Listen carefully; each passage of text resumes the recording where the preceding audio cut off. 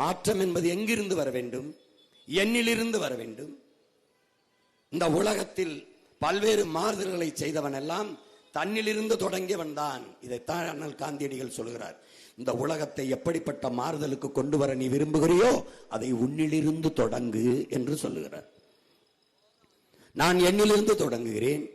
என் தங்கை தன்னிலிருந்து தொடங்கட்டும், என் தம்பி அவனிலிருந்து தொடங்கட்டும், என் முன்னால் நிற்கிற என் உடன் பிறந்தார்கள், உலகெங்கும் இருக்கிற என் உறவுகள், நாடெங்கும் வாழ்கிற நற்றமிழ் சான்றோர்கள், உங்களிலிருந்து தொடங்குங்கள்.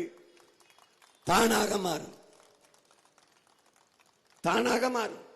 நான் முடிவு செய்கிறேன், ஊழல் லஞ்சத்திற்கு எதிராக இருப்பேன், வாக்குக்கு காசு கொடுக்கவும் மாட்டேன், வாங்கவும் மாட்டேன். நான் முடிவு செய்கிறேன்.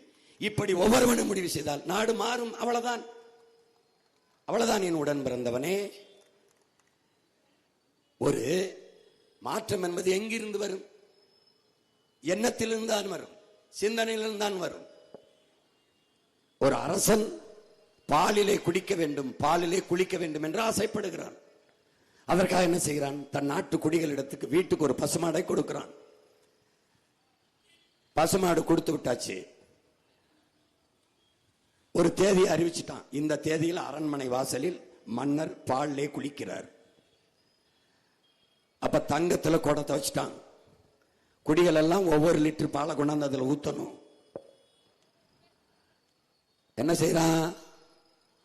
ஒருத்தன் பாலை கறக்க போறான். கறக்கும் போது ஒரு குடியானவன் நினைக்கிறான், எல்லாரும் பால் ஊத்தும் போது நாம ஊத்துற தண்ணி தானா தெரிஞ்சிட போகுது என்று ஒருத்தன் நினைக்கிறான்.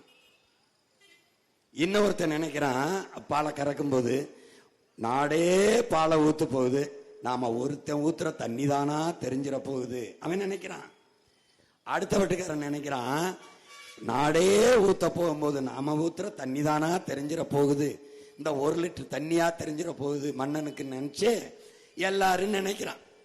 மன்னரு பால்ல குளிக்கிற நாள் வந்துட்டது, முரசு அதிர்கிறது, பெரிய ஊர்வலம் வருகிறது, பட்டாடையோடு மன்னர் வருகிறார்.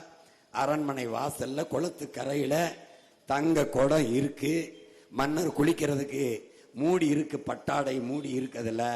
அந்த ஆடையை நீக்கி பாலை அள்ள குனிந்தால் ஒரு சொட்டு பால் இல்ல, மொத்த குடத்திலையும் தண்ணி தான் இருக்கு. ஏன்? ஏன்? ஒவ்வொருத்தனும் நினைச்சான், நாம ஊத்துறது தெரிஞ்சிருமா, நாம ஊத்துறது தெரிஞ்சிருமா, நாம ஊத்துறது தெரிஞ்சிருமா. நாட்டுல எவனும் ஊத்தல, எல்லா பயிலும் தண்ணியை தான் ஊத்தினேன். அப்ப எங்க இருந்து வரணும் மாற்றம்? எப்படி வரணும்? எவன் ஊத்துறானோ ஊத்தலையோ, நாம்